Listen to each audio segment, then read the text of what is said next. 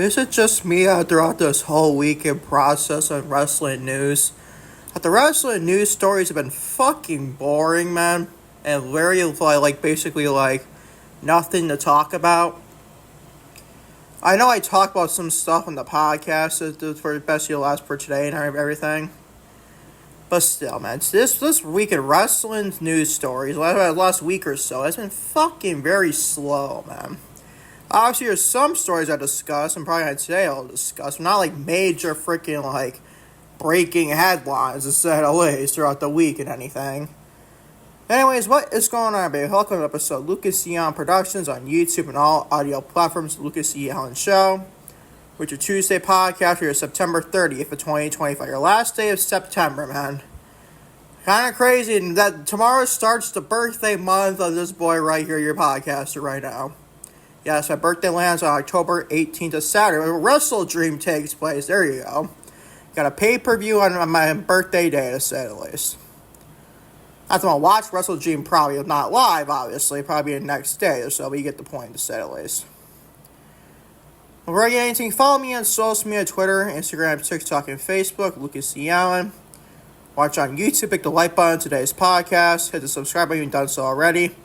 Turn the bell for post notifications and miss an upload on YouTube. And also leave a comment thinking this episode for your Tuesday, September 23rd, almost the 29th.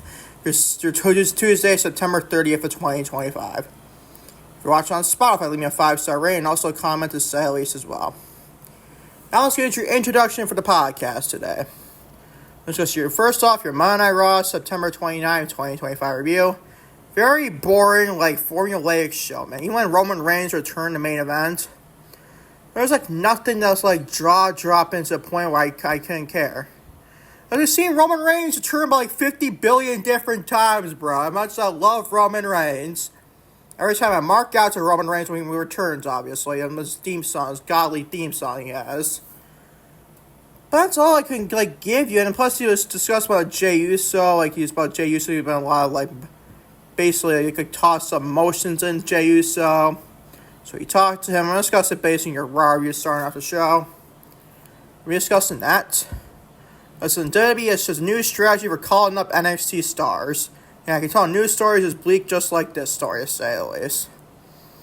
We're discussing that. Listen, John Cena's retirement set to headline WWE Saturday Night's Main Event in Washington, D.C. December 13th. Gee, you don't say. Fucking call out right from the jump. So I'm talking about fucking wrestling news stories today, man. Fucking really bizarre. Throughout the whole week, too. Oh, she's in Chelsea Green. How much I love Chelsea Green. I gotta talk a lot of, my takes on this. Chelsea Green defends Nia Jax over her Smackdown botch on Friday night. She called Nia Jax one of the best wrestlers in the world, and I just couldn't stop laughing. Chelsea, I love you dearly, but you're better than Nia Jax, and you're a great professional wrestler. Nia Jax is simply not. Anybody with two eyeballs can tell you that. So stop, Chelsea. How much I love you, I gotta slam into this podcast, to say the least. Listen, AEW announces the return of Blood and Guts, and probably announced so in Collision this past week, where Jamie Hayter issued a challenge to Julia Hart and Sky Blue and Thekla for Blood and Guts. Be discussing that. I'll also be discussing your NXT September 30th, 2025 preview. Always can guess it, this day in wrestling history. As always, thank you for watching. Lucas E. Allen Productions, and maybe as always going to say is this week, Tuesday's episode, for September 30th of 2025, Lucas E. Allen Productions on YouTube and all audio platforms, the Lucas E. Allen Show. Starting with, you guess, your Monday Night Raw, September 29th, 2025 review. Seeking revenge for an attack she and Io Sky received at the end of last week's Raw, Rhea Ripley called out Asuka and Kairi Sane, and Sky joined Rhea Ripley in the square circle, clearly still heartbroken after the events of a week ago, to say the least. Sky said despite the beatdown, she loves her friends. The Kabuki Warriors appeared on the video screen, and Asuka took credit for Sky's success before offering her a way back into the fold and an apology. The former Women's World Champion walked out on Ripley, refusing to stand up for herself. From behind, the heels attack Ripley, picking up the they left off last week on Raw. Sky rushed to the ring to make the save, but found herself on the receiving end of a poisonous blue mist. I don't know about poisonous, bro. This doesn't seem poisonous to me, but still, it'll probably be poison your eyes, maybe. That's what you're saying. Asuka flattened Ripley, and Kairi Sane added an insane elbow to conclude the assault. This wasn't bad per se. People are slamming Io Sky for a terrible act on Raw last night. But I'll be honest, is she one of the best mic skills in all wrestling? Known for her mic skills? Absolutely not. She's known for her best in the world of wrestling ability, man. That's what makes her one of the best wrestlers, male or female, in the fucking world. That's what she's known for, obviously. I get that. But she did her own thing this segment. I didn't mind the segment per se. It wasn't Io's, like, basic, like... I mean, she was kind of, like, annoying to a point there. But it's not like to put in weights of, like, slamming her per se. That's nothing you need to think about. I don't know why people are slamming Io Sky for their acting here. We all knew Io was not the best of the mic workers in wrestling, bro. She's just not. She's one of the better wrestlers in the fucking world, male or female, like I said. She's not known for her mic skills, people. We all knew that, obviously. Your people are just not pretending like you don't know that. Let's be real. But I didn't mind the opening segment, per se. It's probably better than anything starting in the fucking Vision as an A++ in my book, obviously. I know he ended the show with the Vision, but still. Give us a B. Not a bad segment, per se. Was it great? No. But they gave it a B, to say the least. Still, because I'm a biased guy, probably for that last week's segment on Raw. It would be at the point there, to say the least. Gave it a B. Moving on to Dominic Mysterio, the reigning defending WWE Men's Intercontinental Champion. He defeats Rusev to retain said WWE Intercontinental Championship. Okay, match. Give it a B-. I don't know why we had to have Rusev take a full-fire L here, but whatever, bro. This match did nothing for it like I thought it would be. I like Dominic a lot. Like Rusev quite a bit too, but did nothing for me. I gotta be honest, man. Like, we couldn't see it as like a crown jewel. I'd rather see it as a crown jewel, honestly, than Raw. Because right now, there's 4 matches announced. You got Ripley and Sky, against the Kabuki Warriors. I thought that was going to happen, because Ripley's not missing Australia. You got Stephanie Vaquer and also Tiffany Stratton.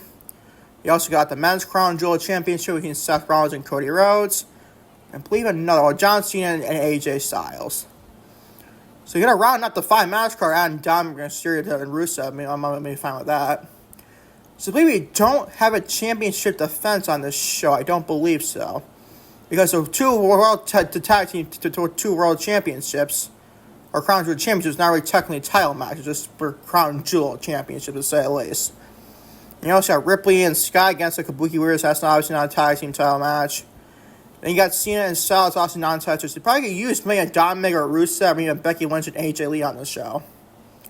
I highly doubt they'll add that, but still, maybe it's someone else. We're thinking maybe it is Becky and AJ just waiting for final commendations for that. Whatever, man. Gave us a B-. I just couldn't fucking give a shit, honestly. Moving on to Raquel Rodriguez. She defeats Bayley. I don't know why we're taking Bayley already a fucking loss on her book.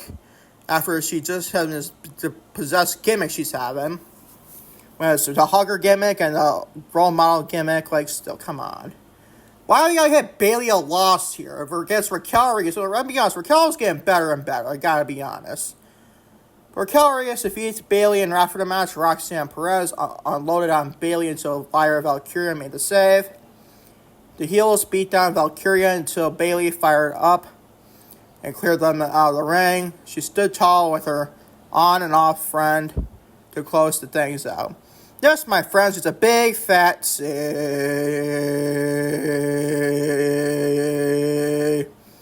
You like that, huh? Don't you, people? Well, who did this help, bro? I gotta be honest. Nothing. Help nothing. Who did this help? Nobody. Nobody. Just saying like it is. Get a big fat C, bro. I love Bayley. I love her. One of my favorites of all time. Raquel is getting better and better, obviously. But it just nothing for me. Let me just say other than that, bro. A big fat C.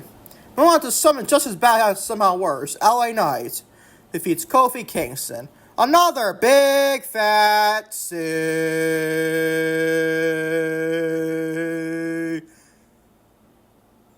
Once again, who does this help, Palovek? Have an LA Knight now feuding with the New Day. What's next? Do we get LA Knight Xavier Woods? Did we see that last week? I don't even fucking remember. Like, what the fuck are we doing here, bro? What are we doing? I'm trying not to rage too much. I'm probably potentially moving out of my house. I don't want to fucking, be prepared for neighbors, man, across from my house. Whatever, bro. In case you do move into, an apartment or whatever, you get the point. This did nothing for me. I gotta be honest, man. Obviously, you can tell, looking at the voice in this freaking thing. You probably can tell it's straight up LA Knight and Kofi Kingston. Who is that fucking thing? This is such a great shit, pal. And a Vince McMahon voice. It's such good shit, pal, brother. I compare Hulk Hogan and Vince McMahon. Look, go with me, bro. This kid's a big fat fucking C. What me else to fucking say? A C is your grade. Moving on to WWE World Heavyweight Champion Seth Rollins hit the ring to discuss his upcoming Crown Jewel Championship match against the undisputed WWE Champion Cody Rhodes. He took exception to the fans choosing Rhodes over him, drawing Rhodes out to the ring. Cody countered his future of the industry conversation by reminding the Rollins that the fans are the only ones with the control of the future for the professional wrestling. Don't know what it says about this day and age, fans. Whatever, man. Rhodes hinted that Paul Heyman has control over Rollins' faction, to which Rollins insisted every decision runs through him. Rhodes referenced WrestleMania 40 and how Rollins extended his hand to him, how he thought they were friends. Rollins said that Rhodes was a means to an end so that he would beat him at Crown Jewel. But I didn't mind this segment at all. I actually quite liked this segment quite a bit. I think it was the best thing on the show last night. And it just had a Roman Reigns return on the show. Goes to show you how much this is filthy amping up at WrestleMania 40. I know. I wish it was not for the Crown Jewel Championship. I understand. I wish it was probably better shit implications than this. Maybe it was for the World Heavyweight Championship. Maybe fuck me, even for the Undisputed WWE Championship. Bro, that honestly. I don't think we need to see Rhodes going after the World Heavyweight Championship ever. Honestly. I'd rather see Rollins potentially challenging Rhodes for said championship. This is obviously without him holding the World Heavyweight Championship. You're not going to hold two titles at the same time, bro. Let's not do that. But I think Rollins should win that Crown Jewel. I really think so. Let's just make Brock Lesnar return and helping out divisions and helping out for potentially for War Games. Potentially. I think that'll actually be the case. I do think we'll see, because I think Rhodes mentioned on Smackdown something about Brock Lesnar. So I found something interesting there. So if you don't see Brock Lesnar at Crown Jewel helping out Seth Rollins to defeat Cody Rhodes, I would be kind of shocked by that. Imagine this War Games team, by the way. You can get John Cena. I would think he'll be in War Games, so I think he will be. Cody Rhodes, Roman Reigns, and it makes sure probably both the Usos, I think, still at that point, right? Unless Jey Uso, I think it will happen when Jey Uso turn heel. I don't think it will be at War Games near, sometime before War Games. It could be the case before War Games. So maybe not Jay or Jimmy per se. Maybe Sami Zayn and CM Punk. There's another one probably involved with that. Again, Seth Rollins. What else you got? Braun Breaker, Bronson Reed. Yeah, Brock Lesnar. Maybe in an Opa Femi call-up. That's a good War Games match if you ask me. Might be interesting, man. And what else? The babyface, got John Cena, Roman Reigns, Cody Rhodes, Sami Zayn, and CM Punk. I mean, fuck, man. Who's stopping that team? I know most of them are older now, like Punk and Cena are, but Punk can still go to this day. Cena is not the one he once was, obviously. That's why he's retiring this year. But still, man. That's a pretty good fucking War Games team, if you ask me, right? It implicated some Smackdown star maybe and Sami Zayn and Oba Femi for US title man maybe involved. Maybe, we can definitely see it in all honesty. Honestly, wouldn't mind that at all, man. That'd be interesting. But I gave this a B+, a very good promo if you ask me from both guys. Moving on to more filler, bro. AJ Styles and Dragon Lee. It's a crime that AJ's involved in this type of fucking tag team matches. Because he's retiring next year, people. He's retiring next year. And him and Dragon Lee and defeat the Los Americanos. What the fuck are we doing? A big fat fucking say. Like I said, what the fuck are we doing here, man? Don't get this whatsoever. More fucking bullshit filler, man. So we get into your main event. The Usos, Jimmy and Jey Uso defeat Braun Breaker and Bronze Reed of the Division in a tornado tag team match, thanks to Roman Reigns making his return after the match. The Bloodline beat down the heels and before Reigns told Uso, Jey, the show is his to run and rule while Jimmy hesitantly looked on in the background, and it gave us a B for a segment. Greater matches as well. It wasn't a bad match. I'm just tired of the Vision main event in Raw, bro. I am fucking done with, the Usos, Breaker, and Bronson Reed. Mixture of LA Knight and Jey Uso, or LA Knight and Jimmy Uso against Breaker and Reed. I am over it.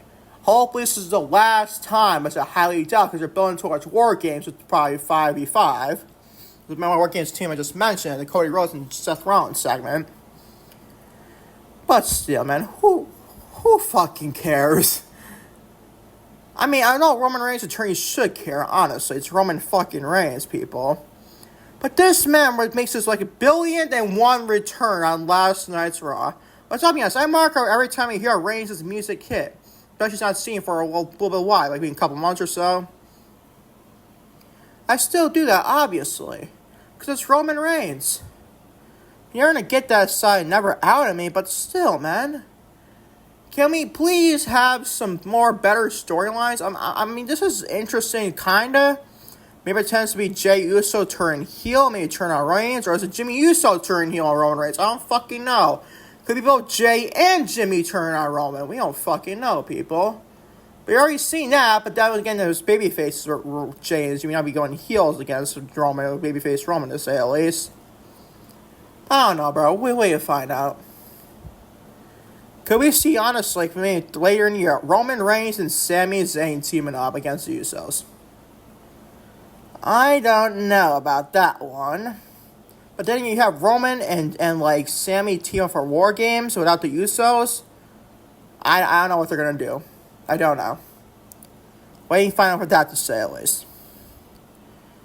But this was a pretty good tornado tag team match, obviously. It's involving no DQ match. It's basically a tornado tag team match to make no disqualification, no tags involved.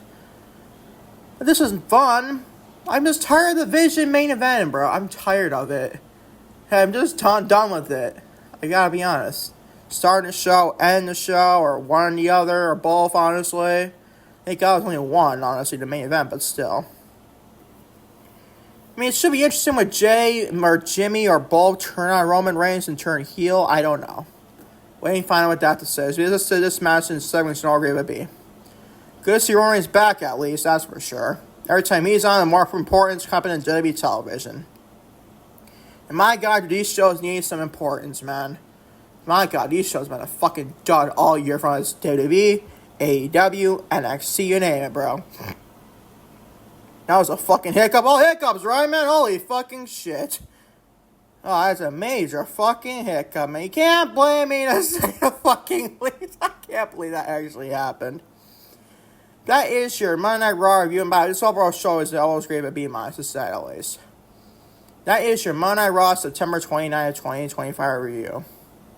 Moving on. WWE has a new strategy for calling up NXT stars. Sure, bro.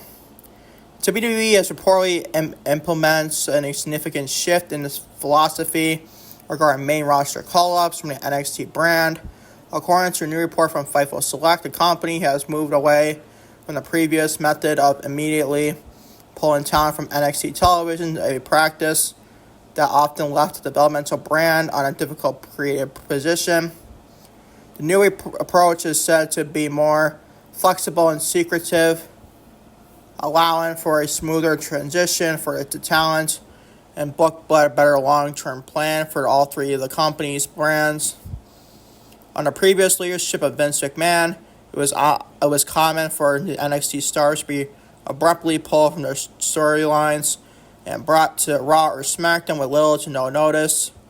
This often led to NXT creative scrambling to explain the sudden disappearance of a champion or a top contender. The new system, however, keeps the call-up decisions closer to the vest and allows more of a seamless transition with the main roster, lighters, house show schedule, and talent who are called up can now often remain on NXT television to finish their current storylines. Which I do like that, honestly, but I do kind of wish they'll do it's not that bad, honestly, but still, I don't know if I can trust this report, honestly. I know we've seen him more abruptly on television, to say at least. Maybe I can't believe this, but wait, let's finish the report, shall we? The report also sheds light on a new aspect of talent acquisition and development.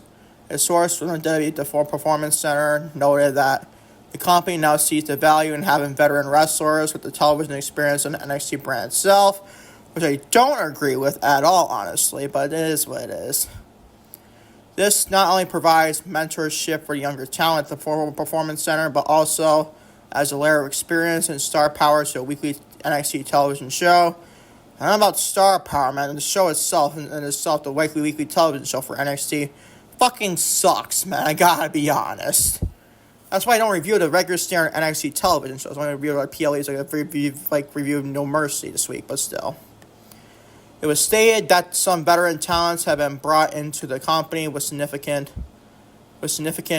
intention of having the full-on run in NXT with no immediate plans for main roster role. This new philosophy has evident in recent influx of established stars to the NXT brand, a strategy that has helped to elevate the show's profile. Which I do like that, in all honesty. Blake Monroe, the former Mariah May, obviously appeared in NXT. Which I do like that, because I do like that definitely. So it makes more sense for her to appear in NXT than the main roster. She's not known more on the main roster soil yet. If a version like Mercedes Moné and AEW would go back to WWE eventually, which I do think it will. She'll be more likely going to the main roster and not NXT. It makes more sense for her to go to the main roster. She's best supposed to be seen on the main roster and not NXT.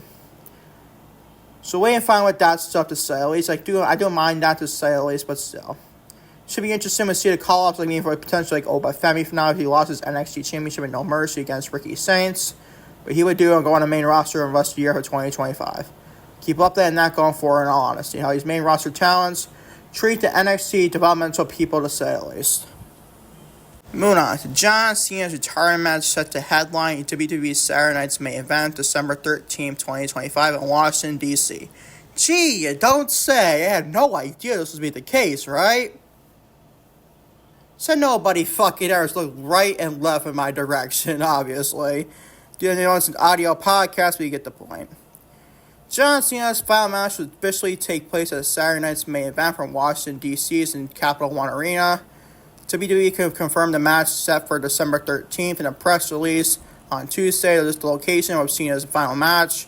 A change where what fans initially thought would be Boston, Massachusetts. Obviously, Cena's basically backyard. I know he's from West Newbury, Massachusetts, but still the same state in Massachusetts, to say at least. Had previously been rumored at the beginning of September. Ticket sales for Saturday night's main event will go on sale October 17th at 10 a.m. Eastern Standard Time, day before my birthday. Interesting.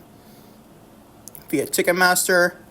Fans can also buy tickets during an exclusive pre-sale via the service on October 15th at 10 a.m. Eastern Standard Time. But fans will need to be registered to be noticed. The opportunity at Saturday night's main event passes are also available through On Location. The passes to give fans a chance to sit ringside for Cena's final match, and will also include all exclusive, inclusive pre-show hospitality, featured appearances by WWE stars, and much more. For those watching at home, Saturday night's main event was streamed on Peacock, and not NBC. I believe it's the first one, maybe it's the November one, where it'll be strictly on Peacock for a Saturday night's main event at least. We all know about it. It's been telling you about it basically the whole podcast long, like a couple podcasts ago, obviously. The whole podcast series has been doing this. That basically it's Cena's match is going to final match to take place in Washington, D.C. Do I like it? Absolutely not. Should be Boston, Massachusetts. It makes more sense to do it there. But what do I fucking know? What WWE and bullshit like politics to say at least, man. Whatever, man. It is what it is. I'm speaking about update on Saturday night's main event from December 13th of 2025. And John Cena's final match obviously happens, to say at least. As a fan of Chelsea Green, it pains my soul to freaking talk about this bullshit story as she stated about Nia Jax. But here we go, man. Chelsea Green defends Nia Jax over her Smackdown botch. Chelsea Green has come to the defense of Nia Jax following a wave of online criticism directed at the former champion of her innocent on the September 26th episode of Friday Night SmackDown, obviously when Tiffany Stratton was defending that WWE Women's Championship. During the triple threat match for the WWE Women's Championship, like I said, Jade Cargill suffered a deep eye cut on her forehead after being pushed into the steel steps by Jax. The incident occurred during a chaotic main event that saw Tiffany Stratton successfully defended her WWE Women's Championship against both Nia Jax and Jade Cargill. On the outside of the ring, a spot involving Jax and Cargill resulted in Cargill hitting the steel steps with extra force, causing a legitimate wound. The spot led to many fans on social media blaming Jax for her injury, like I did. I blamed her indefinitely, obviously, and sent a significant amount of hate her way. That major voice crack, go figure. In response, Green took to social media to praise Jax, calling her a locker room leader. Meanwhile, she was never even... right there, man. That's where I got pissed off. Besides the other comment I'm going to get into. I got pissed off at that because she was not even in the company her whole career. She took, I believe, hiatus from professional wrestling. Came back, what, the 2023 Royal Rumble match? What happened then? Nobody gave a flying shit. The crowd reaction, I don't give a flying fuck, bro. Nia Jax was generally awful. And still is. I couldn't understand it. Does she get better? Yes. But she's going right back to good old version of Nia Jax in 2018, like I stated in the podcast yesterday, for 29th of September. Green took to social media and praised Jax. I read that part, obviously. This is a sentiment that was pushed back by several of her peers, including the former WWE star Baron Corbin. I saw that one. I cannot believe what he said. Chelsea Green replied to Corbin's post defending Jax, adding her own praise by saying that the WWE women's locker room is lucky to have a veteran like Nia Jax. Also, Nia Jax, including her, and get this, people, a leader, including calling Nia, will get this, everybody, one of the best women's wrestlers in the world. Let me stop, and this is about the end of the report, obviously, but still. On what fucking planet, Chelsea, is Nia Jax one of the best women's wrestlers on the earth? Are you freaking blind, Chelsea? I love you to death. I love you to death, Chelsea. But are you fucking kidding me? How is... If you look at Nia Jax, and I mean just the size of Nia, I'm not going to point that out. But just Nia Jax in general, her track record of injuries and lack of chemistry with any woman in that locker room for WWE, and post women's wrestlers in that former locker room. On what planet is Nia Jax one of the best women's wrestlers in the world? I'm like, I saw a comment, I just shook my head. I thought she was fucking high, honestly. I thought Chelsea was fucking high. Or at least with just one eye, honestly. I don't fucking know. But on what planet, boys and girls, is Nia Jax one of the best women's professional wrestlers on the goddamn earth? On what goddamn planet is that the case? I don't get it, bro. I don't get the hype, but why is people so much praise for Nia Jax? If anybody has criticism of Nia Jax, you are a piece of shit person. Like Baron Corbin, like you can believe Baron Corbin said this, and I quote. So a guy quote tweeted a guy who said Nia Jax would take more pinfalls and be a ping master for a women's locker room after what she did on SmackDown. And Baron Corbin goes, shut the fuck up. You have no idea what the fuck you're talking about. God forbid you have criticisms about Nia fucking Jax. Are you fucking kidding me, Baron? You're not even with the company. You're still tickling the balls of Triple H. And whether it's Triple H or Vince McMahon, I don't fucking know, people. Are you freaking kidding me? Unbelievable. I don't hate Corbin personally. I actually quite like Baron Corbin. Believe it or not. I love Chelsea Green here, but I gotta slam both them here for this stupid comment, man. What do you want me else to fucking say? I cannot believe the bullshit these two women, one woman and one man said here. I cannot believe what she said here. Also, Baron Corbin too, bro. Unbelievable to say the least. Alright, so AEW announces the return of Blood and Guts.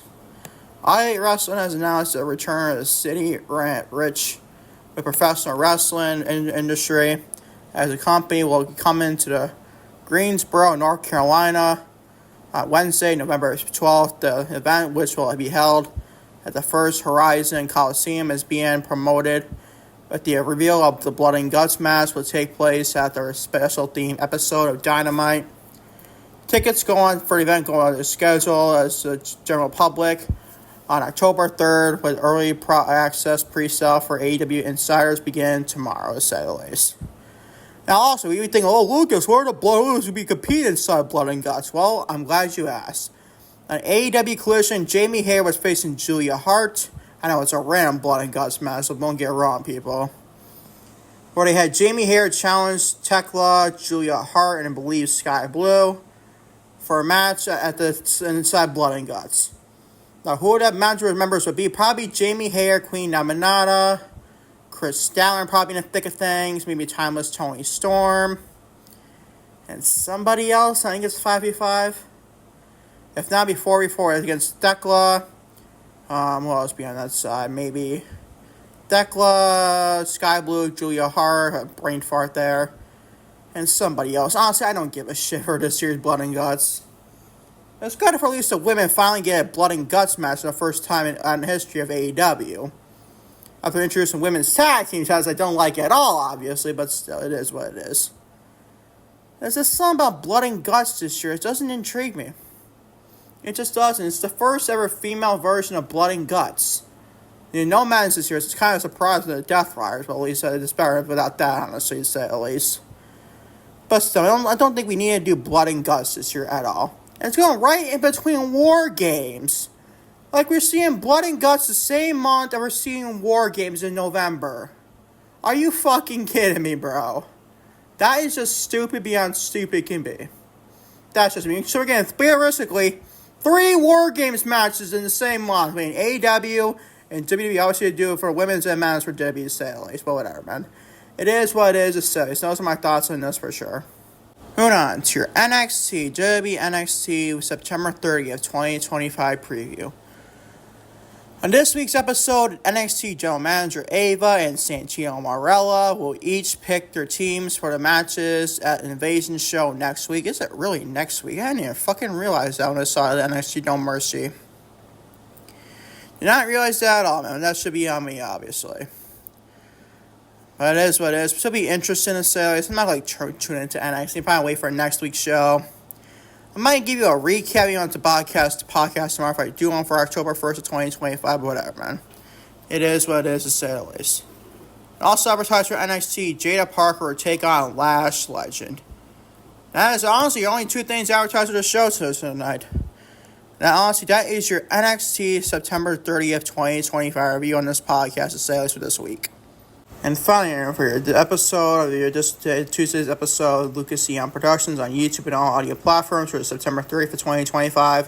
One thing in this day in wrestling history. No, only one thing to discuss this day in wrestling history.